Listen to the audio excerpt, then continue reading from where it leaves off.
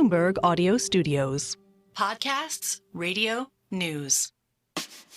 For a lot of people, Monaco brings to mind visions of wealth and seaside luxury.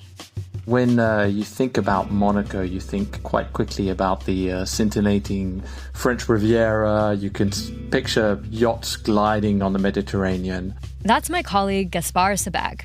He's based in Paris and focuses on investigations and court cases in France and Francophone countries. And this... Monaco is lovely. ...is Anthony Cormier, a reporter on Bloomberg's investigations team. Monaco has this incredible reputation despite its very, very small size, right? It has this elegant casino. It's got the very famous Grand Prix. For the past year, Gaspard and Anthony have been paying a lot of attention to this glitzy, glamorous Mediterranean country. And that's because it's on the brink of crisis.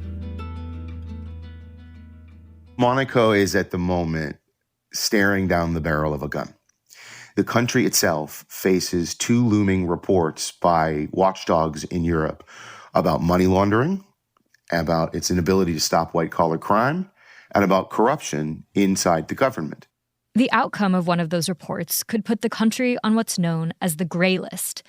That's a classification reserved for a handful of states under increased monitoring for things like money laundering that could make it much harder for the country to attract international business. And one ongoing drama involving Monaco's high-powered royal family could further tarnish the country's reputation. And that's really brought peril to the palace's door. And it's getting pretty sweaty, I would say. Today on the show, a Bloomberg investigation into the business ventures of Monaco's royal family and why two of the prince's nephews are now facing allegations of using their relationship with the palace to line their own pockets at a time when the country's government is already under scrutiny for failing to curb financial crime. I'm your host, Sarah Holder, and this is The Big Take from Bloomberg News.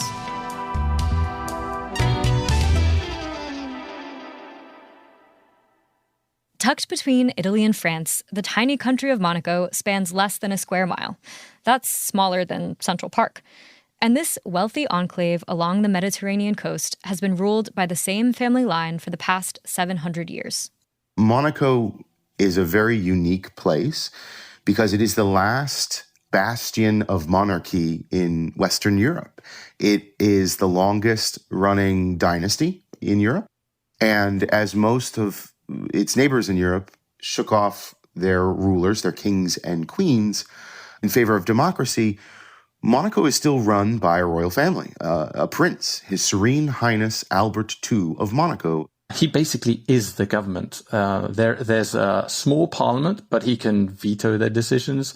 He can set the foreign policy over there. I mean, he's really the go-to person in Monaco. Albert II has been the reigning monarch since 2005, and he has a close relationship with his nephews. Andrea and Pierre Casiraghi. They're tall and blonde. They're the children of Albert's eldest sister, Princess Caroline. They grew up with enormous attention. The tabloids used to follow them around everywhere. They got a lot of attention because of their charm, model-like looks, and sense of adventure. Andrea was on People magazine's list of the world's most beautiful people.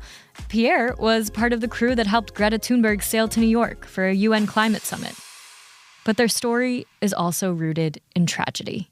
When Andrea and Pierre were just 6 and 3 years old, they lost their father.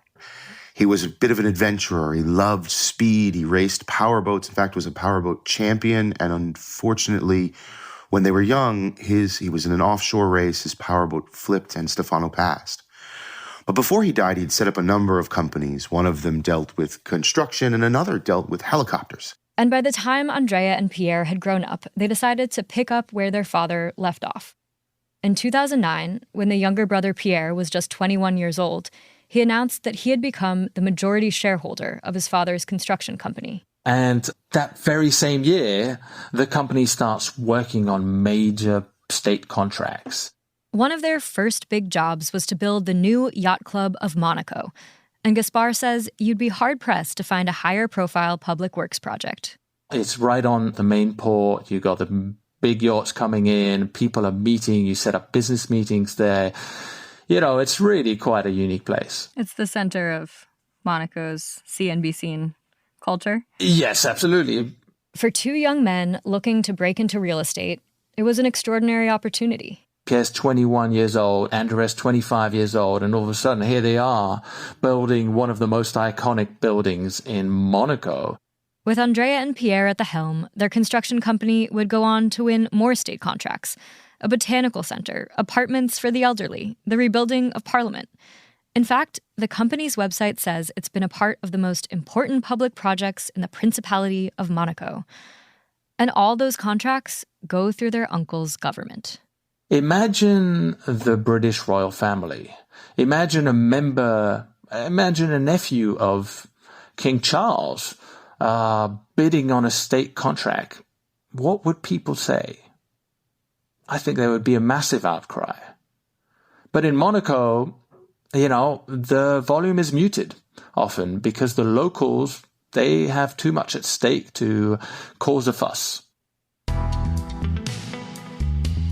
After the break, Gaspard and Anthony's investigation reveals just how close the relationship between the Khazaraghi's success and their uncle's government may have been, and why that is causing a fuss.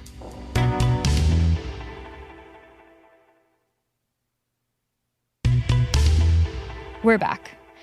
After picking up the mantle of their late father's construction company, Andrea and Pierre Khazaraghi, nephews to Monaco's ruler Prince Albert II, have had a lot of success securing state contracts. But their ambitions didn't stop with construction. In the last decade, the nephews have looked to the sky. There are only two places in the world that regularly schedule helicopter flights to and from. One is Manhattan to JFK. The other is Monaco to the local airport in Nice. It's a really picturesque way to get in and out of the Principality. You fly over the rocks and you see the yachts, and it's a really gorgeous 7-minute flight. Andrea and Pierre's father founded a helicopter company called Monaco back in the 80s, but it had largely gone dormant after his death. It was picked up by the palace itself to shuttle the royal family around. But when they got a bit older, Andrea and Pierre decided that they want to re-enter the helicopter business. They rounded up some investors and started operating a service for VIP members in the Principality.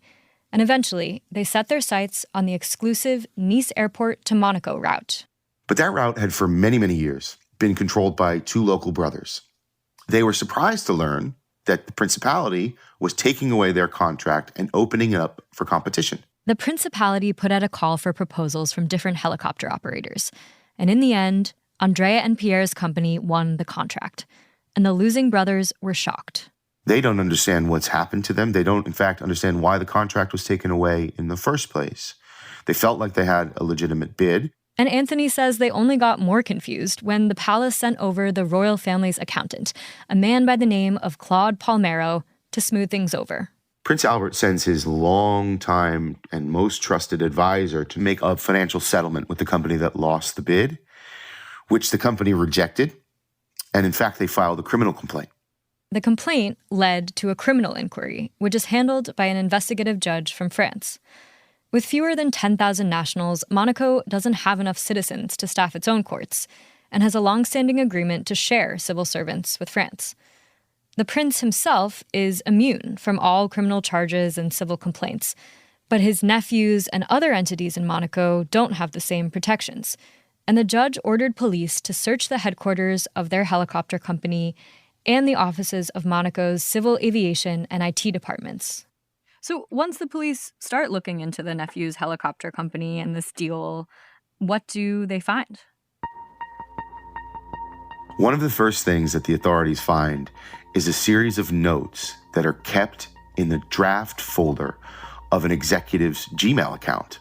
And these documents seem to show that the company was working with or speaking with the government long before it was known that the contract was even up.